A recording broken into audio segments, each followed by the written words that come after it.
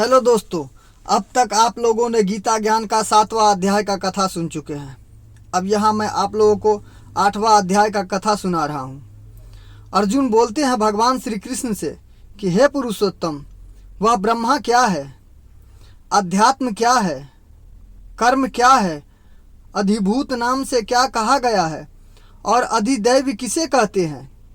हे मधुसूदन, यहाँ अधियज्ञ कौन है और वह इस शरीर में कैसे है, तथा युक्त चित्त वाले पुरुष द्वारा अंत समय में आप किस प्रकार जानने में आते हैं। भगवान श्री कृष्ण कहते हैं, हे अर्जुन, परम अक्षर ब्रह्मा है, अपना स्वरूप अर्थात जीवात्मा अध्यात्म है, तथा भूतों के भाव को उत्पन्न करने वाला जो त्याग है वह कर्म नाम से कहा गया है।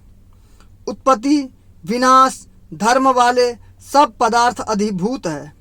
हिरण्यमय पुरुष अधिदैव्य है। और हे देहधारियों में श्रेष्ठ अर्जुन, इस संसार में मैं वासुदेव ही अंतर्यामी रूप से अधियज्ञ हूँ। जो पुरुष अंत काल में मुझको ही स्मरण करता हुआ शरीर को त्याग कर जाता है वह मेरे साक्षात स्वरूप को प्राप्त होता है, इसमें कुछ भी संशय नहीं है। हे कुंती पुत्र अर्जुन, यह मनुष्य अनंत काल में जिस जिस भाव को स्मरण करता हुआ शरीर का परित्याग करता है उस भाव को ही प्राप्त होता है, क्योंकि वह सदा ही उसी भाव में भावित रहता है। इसलिए हे अर्जुन, तू सब समय निरंतर मेरा नाम स्मरण कर और युद्ध भी कर। इस प्रकार मुझ में अर्पण किए हुए मन बुद्धि से युक्त होकर तू निसंदेह मुझको ही प्राप्त होगा। हे पार्थ, यह नियम है कि परमेश्वर के ध्यान के अभ्यास योग से युक्त दूसरी और न जानने चित्त निरंतर चिंतन करता हुआ मनुष्य परम प्रकाश में दिव्य पुरुष को अर्थात परमेश्वर को ही प्राप्त होता है। जो पुरुष सर्वज्ञ अनादि सबके नियंता सूक्ष्म से भी अति सूक्ष्म सबके धारण पोषण करने वाले अचिंत्य स्वरूप सूर्य के सदृश नित्य चेतन प्रकाश रूप और अविद्या से अति परे शुद्ध सच्चिदानंद घन परमेश्वर का स्मरण करता है, वह भक्ति युक्त पुरुष अंत काल में भी योग बल से भ्रुकुटी के मध्य में प्राण को अच्छी तरह स्थापित करके फिर निश्चय मन से स्मरण करता हुआ उस दिव्य रूप को परम पुरुष परमात्मा को ही प्राप्त होता है। वेद के जानने वाले विद्वान जिस सच्चिदानंद घन रूप परम पद को अविनाशी कहते हैं, आसक्ति रहित यत्नशील सन्यासी महात्मा जन जिसमें प्रवेश करते हैं और जिस परम पद को चाहने वाले ब्रह्मचारी लोग ब्रह्मचर्य का आचरण करते हैं, उस परम पद को मैं तुम्हारे लिए संक्षेप से कहूँगा।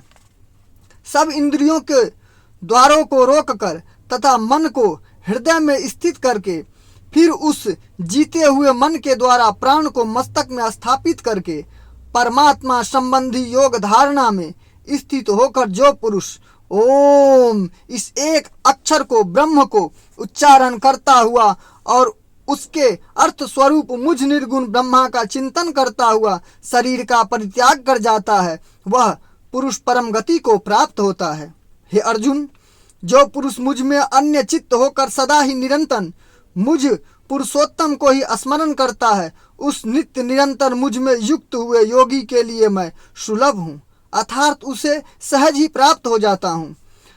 परम सिद्धि को प्राप्त महात्मा जन जिसको प्राप्त होकर दुखों के घर एवं क्षण भिंगुर पुनः जन्म को नहीं प्राप्त होते। हे अर्जुन, ब्रह्मलोक पर्यंत सब लोक पुनरावृत्ति है, परंतु हे कुंती पुत्र, मुझको प्राप्त होकर पुनः जन्म नहीं होता, क्योंकि मैं कालातीत हूँ और ये सब ब्रह्मादि के लोक काल के द्वारा सीमित होने से अनित्य है। ब्रह्मा का जो एक दिन है उसको 1000 चतुर्युग गीत की अवधि वाला और रात्रि को भी 1000 चतुर्युग गीत की अवधि वाला जो पुरुष तत्व से जानते हैं वह योगी जन काल के तत्व को जानने वाले हैं। संपूर्ण चराचर भूतगण ब्रह्मा के दिन के प्रवेश काल में अव्यक्त से अर्थात ब्रह्मा के सूक्ष्म शरीर से उत्पन्न होते हैं और ब्रह्मा की रात्रि के प्रवेश काल में उस अव्यक्त नामक ब्रह्मा के सूक्ष्म शरीर में ही लीन हो जाते हैं। हे पार्थ, वही यह भूत समुदाय उत्पन्न होकर प्राकृतिक के वश में हुआ रात्रि के प्रवेश काल में लीन होता है और दिन के प्रवेश काल में फिर उसका उत्पन्न होता है। उस अव्यक्त से भी अति परे दूसरा अर्थात विलक्षण जो सनातन अव्यक्त भाव है, वह परम दिव्य पुरुष सब भूतों के नष्ट होने पर भी नष्ट नहीं होता। जो अव्यक्त अक्षर इस एक नाम का कहा गया है, उसी अक्षर नाम अव्यक्त भाव को परम गति कहते हैं तथा जिस सनातन अव्यक्त भाव को प्राप्त होकर मनुष्य वापस नहीं आते, वह मेरा परम धाम है।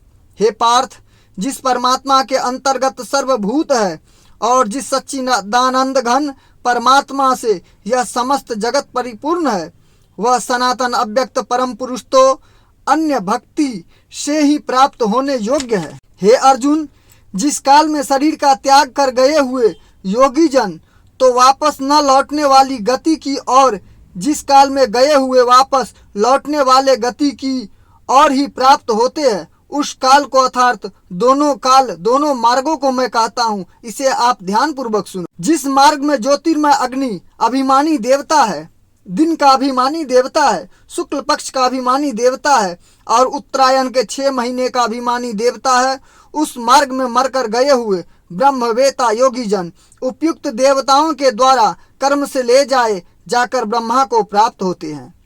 जिस मार्ग में धूमाभिमानी देवता है, रात्रि अभिमानी देवता है तथा कृष्ण पक्ष की अभिमानी देवता है और दक्षिणायन के 6 महीने का अभिमानी देवता है, उस मार्ग में मरकर गया हुआ साकाम कर्म करने वाला योगी उपयुक्त देवताओं द्वारा कर्म से ले गया हुआ चंद्रमा की ज्योति को प्राप्त होकर स्वर्ग में अपने शुभ कर्मों का फल भोग कर वापस आता है। क्योंकि जगत के ये 2 प्रकार है, शुक्ल पक्ष और कृष्ण पक्ष अर्थात देवायन और पितृमार्ग, पितृयायन जिसे भी कह सकते हैं। इनमें एक के द्वारा गया हुआ जिससे वापस नहीं लौटना पड़ता, उस परम गति को प्राप्त होता है और दूसरे के द्वारा गया हुआ फिर पुनः वापस आता है अर्थात जन्म मृत्यु को प्राप्त होता है। हे पार्थ, इस प्रकार इन दोनों मार्गों को तत्व से जानकर कोई भी योगी मोहित नहीं होता। इस कारण हे अर्जुन, तू सब काल में समबुद्धि रूप योग से युक्त हो अर्थात निरंतर मेरी प्राप्ति के लिए साधना करने वाला हो। योगी पुरुष इस रहस्य को तत्व से जानकर वेदों के पढ़ने में तथा यज्ञ तप और दान आदि के करने में जो पुण्य फल कहा है, उन सब को निसंदेह उल्लंघन कर जाता है और सनातन परम पद की प्राप्त होता है। ओम तत्सदिति श्रीमद् भागवत गीता शुपनिषत्सु ब्रह्म विद्यायाम योग शास्त्रे श्री कृष्ण अर्जुन संवादे अक्षर ब्रह्मा योगो नाम 8वां समाप्त। तो दोस्तों, आप लोग यहाँ पर गीता ज्ञान का 8वां अध्याय का कथा आप लोग सुन चुके हैं। तो आप लोगों से मिलेंगे अगले 9वें अध्याय में। तब तक के लिए bye bye, take care. Channel को सब्सक्राइब करना ना भूले, क्योंकि मैं बड़ी मेहनत से आप लोगों के लिए वीडियो बनाता हूं। तो दोस्तों, यह ज्ञान आप लोगों को बहुत ही लाभदायक और शुभदायक होंगे। मिलेंगे अगले कहानी में, तब तक के लिए बाय बाय, टेक केयर।